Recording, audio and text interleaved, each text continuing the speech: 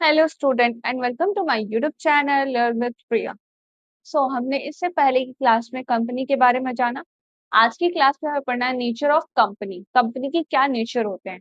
ठीक है, तो हम आज सारे पॉइंट्स कवर करेंगे related to nature of company. ठीक है, जिसमें सबसे पहले देखेंगे आर्टिफिशियल पर्सन। आर्टिफिशियल पर्सन क्यों कह रहे हैं?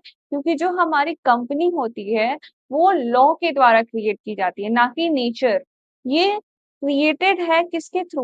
लॉ के थ्रू। हम लॉ के थ्रू कैसे क्रिएट करते हैं कि जो लोग इसके ओनर होते हैं वो लोग एक जाते हैं, क्या करते हैं, रजिस्ट्रेशन करवाते हैं रजिस्ट्रार ऑफिस में। वहां पे सारे डॉक्यूमेंट सबमिट करते हैं, कंपनी का नाम देते हैं और उस तरीके से एक आर्टिफिशियल पर्सन रेडी करते हैं। आर्टिफिशियल पर्सन मतलब एक कंपनी रेडी करते हैं, जो वो कंपनी जो एक पर्सन की तरह काम करती है। कंपनी को भी एक पर्सन की तरह ट्रीट किया जाता है, क्योंकि कंपनी के खुद के नाम पे प्रॉपर्टी ली जाती है, कंपनी के नाम पे स्टैम्प रेडी होता है, कंपनी का एक सिग्नेचर रेडी होता है। ये सारी चीजें, जैसे एक इंसान का प्रॉपर्टी लेते हैं ना तो उसके नाम पे लेते हैं, वैसे ही कंपनी के लिए अगर कुछ चीजें लेते हैं, जैसे अगर कंपनी का कोई भी गाड़ी लिए तो कंपनी के नाम पे लेंगे। तो ये सारी चीजें क्या है? Artificial person. आर्टिफिशियल पर्सन मतलब यहाँ पे एग्जैक्ट मीनिंग क्या है कि जो हमारी कंपनी है वो लॉ के द्वारा क्रिएट होती है, ना कि नेचर के थ्रू।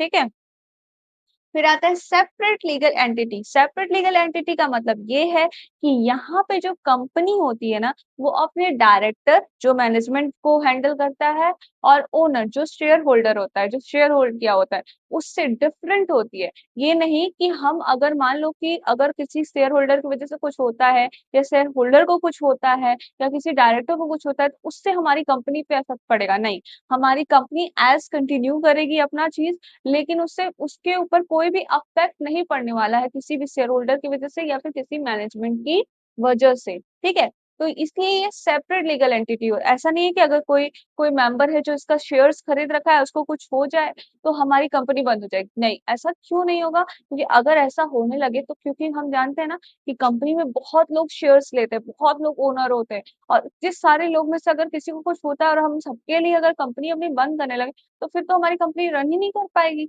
इसकी वजह से कंपनी जो है खुद में एक पर्सन की तरह काम करती है। उसका खुद का एक प्रॉपर्टी होता है, खुद की नाम होते हैं, खुद का स्टैम्प होता है।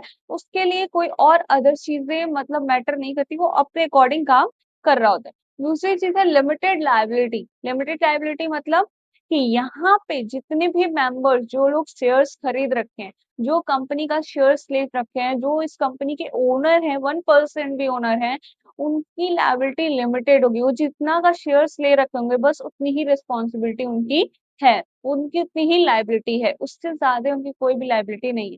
तो इसीलिए यहाँ पे जो कंपनी में लायबिलिटी होती है वो क्या होती है? लिमिटेड होती है। मतलब कि ये नहीं है कि आपकी लायबिलिटी को अनलिमिटेड कर दिया जाए क्योंकि आप शेयर शेयर होल्डर हैं, नहीं। आपने जितना शेयर ले रखा है उतने की ही आपके पास लायबिलिटी है। तो ये है हमारा लिमिटेड लायबिलिटी। अब आता है perpetual succession.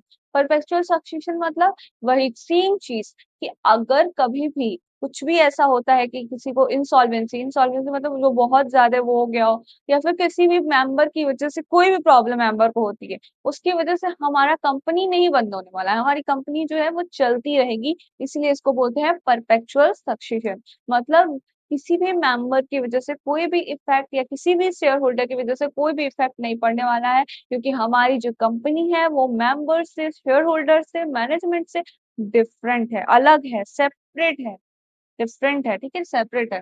Common cell. Common cell का मतलब कि कंपनी की खुद की कॉमन सेल होती है, खुद का स्टैम्प होता है, खुद की प्रॉपर्टी होती है, तो ये खुद का एक स्टैम्प भी तैयार करवाता है। ये नहीं कि किसी शेयर होल्डर के नाम पे चल रहा हो, जो ओनर है उनके नाम पे चल रहा हो, क्योंकि अगर ओनर के नाम पे चलेगा तो बहुत सारे ओनर है ना, कितने सारे लोगों का हम नाम पे स्टैम्प बनवाएंगे। इसलिए यहाँ पे कंपनी के खुद के नाम का ही हम क्या करते हैं? कॉमन सेल रेडी कर देते हैं।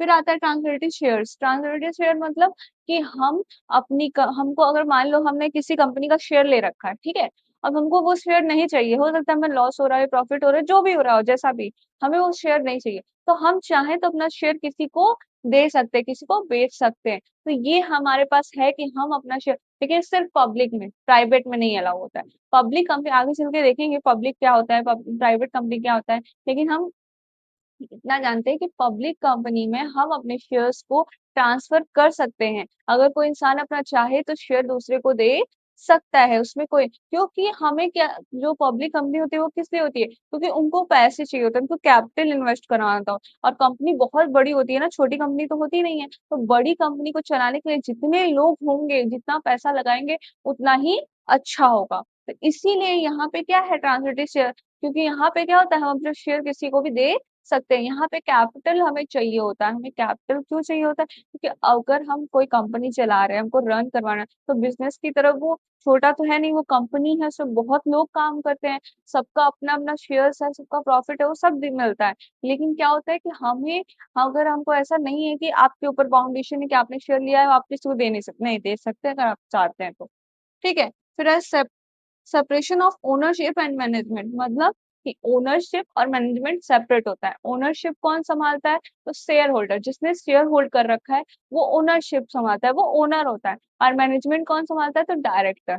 मैनेजमेंट का काम जो भी होता है कौन करता है? डायरेक्टर। तो ये सारी पॉइंट्स थे हमारे नेचर ऑफ कंपनी जिसमें हमने सबसे पहले देखा कि आर्टिफिशियल पर्सन क्या होता है तो लॉ के द्वारा क्रिएट किया जाता है हमारी कंपनी को सेपरेट लीगल एंटिटी क्या होता है तो मतलब हमारी कंपनी और ओनरशिप या मैनेजमेंट के जो भी डायरेक्टर हैं उनमें सेपरेट सेपरेशन होता है ये नहीं कि आपका मिक्स होगा नहीं ऐसा कुछ नहीं है आपका जो भी ओनरशिप होगा और या डायरेक्टर होगा उनको कोई भी इफेक्ट पड़ता है उसकी वजह से हमारी कंपनी पे कोई भी इफेक्ट पड़ने वाला नहीं है हमारी लायबिलिटी यहाँ पे जो लोग काम कर रहे होते हैं जो भी लोग शेयर होल्ड कर रखे हैं उनकी लायबिलिटी लिमिटेड होती है परपेचुअल सक्सेशन होता है मतलब कि अगर किसी को कुछ हो भी जाता है तो उससे हमारी कंपनी पे कोई भी इफेक्ट नहीं पड़ने वाला है वो कंटिन्यू रहेगी फिर आता है कॉमन सेंस इनका खुद का स्टैम्प होता है खुद की सारी चीजें होती है प्रॉपर्टी सब कुछ फिर ट्रांसमिटेड शेयर मतलब अगर कोई चाहे तो अपना शेयर ट्रांसफर कर सकता है फिर separation of ownership and management मतलब ओनरशिप में और मैनेजमेंट में डिफरेंट होता है ओनरशिप शेयर होल्डर को बोलते हैं ओनरशिप को